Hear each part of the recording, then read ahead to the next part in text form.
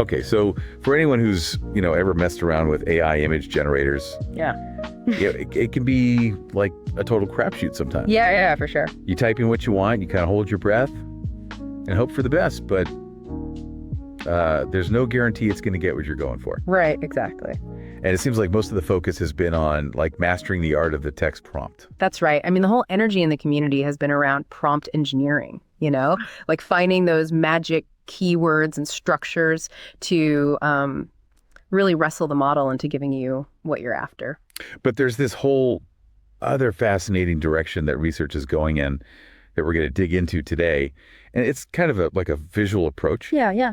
We're diving into this paper that introduces something called PromptMap. It's this idea that instead of just staring at a blank prompt box, you can actually explore visually, what's possible with these models. And what I think is so cool about PromptMap is it gives you, the listener, a totally different way to play with text-to-image AI. You're not, just relying on your ability to come up with the perfect wording, the perfect prompt. It's like you're given this huge, and it's synthetically generated, but it's this huge collection of example prompts and the images they make. And it's all organized in this map interface so you can actually see it visually, kind of like a visual library, of what AI image generation can do. It's not just like a random jumble of pictures, though. No, not at all. Like this prompt map uses what they call semantic zoom. So it's like, imagine a map that kind of understands the meaning behind the image. That's a great way to put it, yeah. So you zoom out, you get these broad categories, and then you zoom in, and those categories break down, into more specific examples. You can see all the finer details, the nuances, and then each example even shows you a preview and predicts stuff about the scene. Is it inside or outside? What's the lighting like, the mood, all that? So for you, the listener, if you find this whole prompt engineering thing a little intimidating, right? PromptMap gives you this more exploratory way to get to the image you want. So instead of just trial and error with language, it's visual discovery. So it's more about being inspired by what you see. Exactly. So let's dig into how this thing actually works. Yeah, let's break it down. Okay, so the interface, it's all about exploration. Yeah. You've got a search function, of course, and a spot to type in your own prompts. But the heart of it all is this map view. Right. It's this big visual landscape of example images, and then also a history of the images you've made while you're using it. And what's really cool here is how each example is presented. You get this little visual preview, a little thumbnail of the image right next to these predicted attributes. So you get an idea of what the image is like even before you see the prompt, Yeah. Is this indoors? Is it outdoors? Is the light harsh, soft? What's the overall vibe? And the map itself, it's not just static, it's dynamic. So images that are semantically similar, meaning they share similar themes or characteristics. They're visually, right. Visually, yeah. Yeah. Are grouped together. So you can kind of naturally navigate through these visually related concepts, right? Exactly. Yeah. And that semantic zoom feature, it's all about that free exploration. So you start with a really high level view where you might just see big clusters labeled like animals or, landscapes or something like that. Yeah. But then as you zoom in, the labels become more specific, like fluffy cats or snowy mountains. And all the other examples around it fade back, so you can really focus on the individual examples, which are represented as these little dots on the map. Oh, I see. Okay. And then these dots, they're interactive, right? Yeah, totally. So you hover over one and you see the text prompt that made that image, a bigger version of the image, and then all those predicted annotations. Right, exactly. Yeah, and you can just click on it and copy the prompt if you want to use it yourself, or, as a starting point to tweak it. So it's making it really easy to use these examples. Yeah, exactly. And then there's the search function, which is another way to really zero in on what you want. So let's say you have something specific in mind, a vintage car. Right. You type that in, and the system highlights the relevant examples on the map based on their annotations. So you can quickly find that area of the map that's all about vintage cars. That's cool. So it's kind of combining both approaches. You can search for something specific, but then you also have this visual way to explore.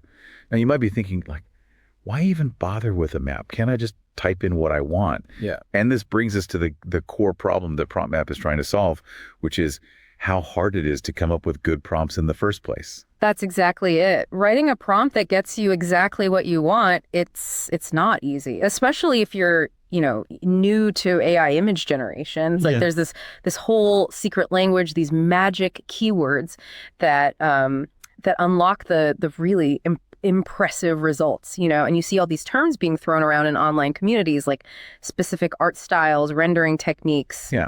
It's like an insider vocabulary almost. Yeah, and if you don't know it, you feel totally lost. Mm-hmm. And there are a lot of tools out there that try to help you, like refine the language of your prompt, giving you suggestions or like optimizing it for certain qualities. But they don't really deal with the bigger problem of like just knowing where to start when you have a blank slate.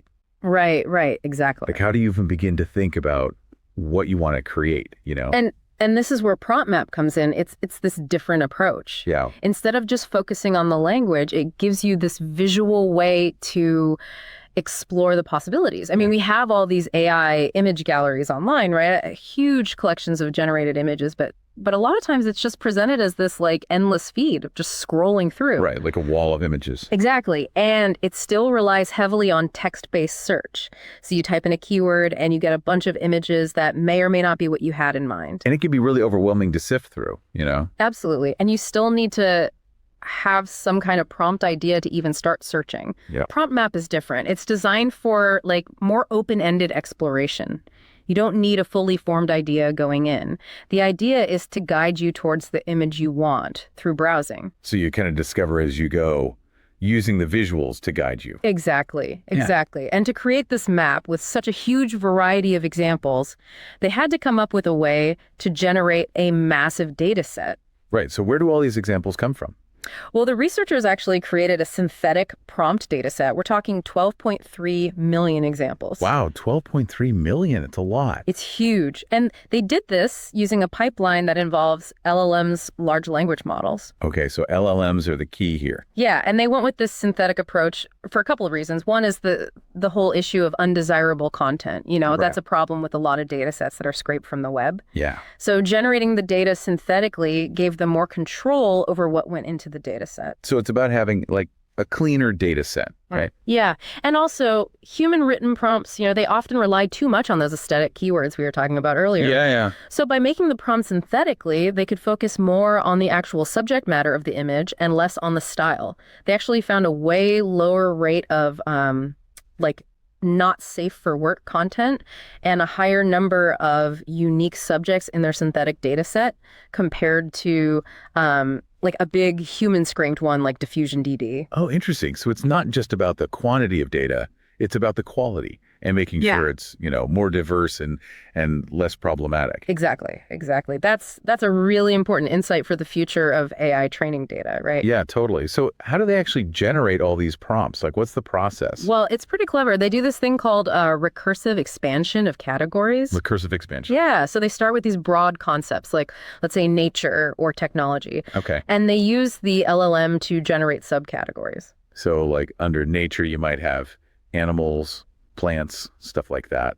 Yeah, exactly. And then they go even deeper, generating subcategories and so on. And for each of these increasingly specific categories, the LLM comes up with a bunch of image ideas. Wow. Yeah. So it's like going from this really general idea to super specific concepts. Yeah. And then they prompt the LLM to suggest locations for these image ideas, like a forest, a city, whatever. Right. And then main subjects within those locations. And finally, they combine all these elements into complete prompts. Oh, wow. So it's like a multi-step process to build up these prompts from scratch. Yeah, it's pretty intricate. And they also have a deduplication process in place to make sure the data set stays diverse. They don't want the same prompt repeated a bunch of times. Yeah. They use CLIP text embeddings for that. You can think of it as a way for the AI to understand the meaning of the text and images so it can spot and remove prompts that are basically saying the same thing, even if they use different words. Oh, that makes sense. So each prompt leads to a unique image. Yeah, as much as possible. And then for each of these 12.3 million synthetic prompts, they generated an example image using a distilled version of Stable Diffusion XL. Distilled version. What's that? It's basically a faster, more efficient version of the model. Generating that many images takes a lot of computing power, so they needed a way to speed things up. Right. Makes sense. And they also used another LLM to generate those annotations for each prompt, right? Yeah, like predicting the lighting, mood, tone, all that stuff. Super helpful for browsing. It's interesting that they found that synthetic prompts tend to be shorter and more consistent in length compared to like human written ones. Yeah, that is interesting. It kind of makes you wonder if sometimes less is more when it comes to prompts. Yeah, maybe all those fancy keywords aren't always necessary. Yes. Yeah, so after they had this huge data set, they wanted to see how people would actually use PromptMap. Right, so they did some user studies, right? Yeah, they had a couple. One was a quantitative study where they had 60 participants, and they were randomly assigned to one of 3 conditions. Okay. One was a baseline with no examples at all. Right. Another was a nearest neighbor search with the DiffusionDB dataset, which is that human scraped one. Right. And then the third was the full PromptMap interface. And they measured things like how much mental effort it took to use each interface, how much it supported creativity, and how usable it was overall. So trying to get a sense of how the different interfaces impacted the user experience, right? Exactly. And they also did a qualitative study with 12 participants where they could try out different versions of the interface and then talk about their experiences in more detail. Oh, cool. So like get more in-depth feedback. What did they find out? Well, the quantitative results were I guess a little unexpected. They didn't find any significant differences between the 3 conditions in terms of like mental workload, creativity support, or usability. So it didn't really matter whether people had examples or not. Well, not in terms of those specific metrics, but the qualitative study actually showed something really interesting. What was that? It turns out that when people had access to examples, both in the nearest neighbor and the PromptMap conditions, they completely changed how they approached the task. Really? How so? Instead of just trying to come up with a prompt from scratch, they started using the examples for inspiration and guidance. Oh, so it was more about exploring and seeing what was possible rather than trying to invent something totally new. Yeah, exactly. Like, remember that problem we talked about earlier, that difficulty of getting started with a blank slate? Yeah. Well, this is where PromptMap's visual approach really shines. I see. It gave them a starting point. So what about the people specifically using PromptMap? What did they say? They really liked the visual clustering of similar images. They said it made it so much easier to explore ideas beyond what they initially thought of. You know, they could just browse the map and stumble upon interesting concepts they hadn't considered before. Yeah, kind of like sparking their creativity. Exactly. They also said that the synthetic prompts in PromptMap felt more detailed than the prompts from DiffusionDB. Oh, interesting. So even though they were shorter, they were more informative. Yeah, it seems like it. And overall, they felt like PromptMap's visual organization and the variety of examples helped them understand the connection between prompts and images better. Yeah, like a visual dictionary of possibilities. Right. So it sounds like PromptMap is all about flipping the script, showing you what's possible before you even start worrying about the words. I think that's a great way to put it. So, like, what does this all mean for the bigger picture? What are the implications of this research? Well, one thing is that it shows that LLMs can be used to generate these huge, diverse data sets of examples, and that this synthetic data can be really valuable. Yeah, especially since it can avoid some of the issues with, human-generated data. Exactly.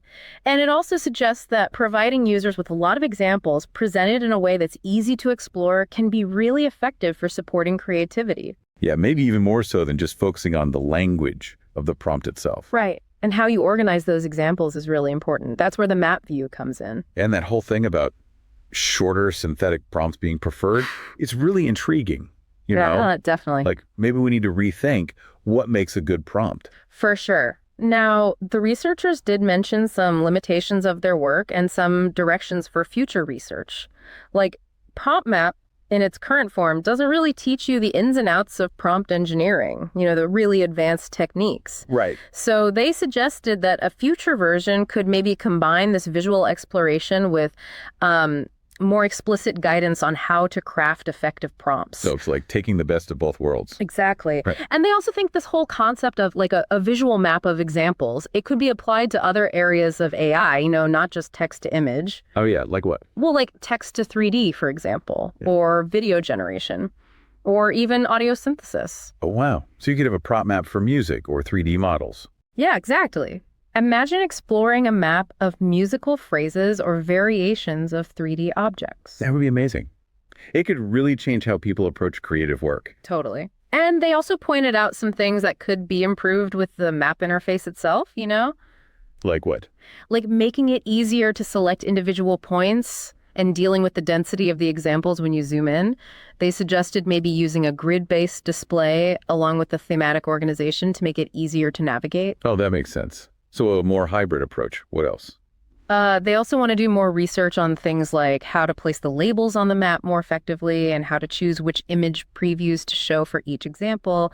And, they want to better understand how well the map's organization matches up with how humans perceive visual similarity. Right, because that's like a really subjective thing. Exactly. And of course, they want to keep improving the prompt generation pipeline itself, like filtering out really niche or weird prompts and making sure the annotations are accurate. There's always more work to be done. Okay, so now for our novel notions segment, where we take these ideas and see where else they might lead. Exactly. So PromptMap, it introduces this really cool way of exploring generated content visually. Right. It makes you wonder if this kind of interface could work in other creative areas where coming up with that initial idea is like the biggest hurdle. That's a great point. Like, what if we could apply this to something like music, for example? Oh, yeah, like a melody map or something. Yeah, exactly. Imagine you're a musician, and instead of starting with a blank canvas, you have this visual map of musical phrases organized by genre, key, tempo, all that stuff. Yeah. And you can just browse through and listen to these phrases, and maybe that sparks an idea for your own composition. So it's like giving you these building blocks, these musical seeds to work with. Yeah, I love that. It could really lower the barrier to entry for music creation. That's such a cool idea. And taking it a step further, what if we could make a prompt map that actually learns and improves over time? Oh, that would be awesome. Like, as people use it and provide feedback on which examples are helpful, maybe an AI could learn from that feedback and, start generating even better examples and organizing them in a more intuitive way. So it would be like a self-improving inspiration and just... Yeah, exactly. The more people use it, the better it gets at helping them be creative. That's a really cool thought. It's really like a collaboration between human creativity and AI. Yeah, that's the future, right? Yeah. So PromptMap, it gives us this glimpse into a future where AI isn't just about, typing commands, but about this kind of intuitive visual exploration. And this whole idea of navigating a map of creative possibilities, it could change how we learn, how we discover, how we create. Yeah, it's really powerful stuff. So hopefully this deep dive into PromptMap has given you some new ideas about how we might interact with AI in the future and the role of synthetic data in, boosting creativity. As always, you can find a link to the research paper down below if you want to dig into the technical details. Thanks for joining us on the deep dive. Thanks for having me.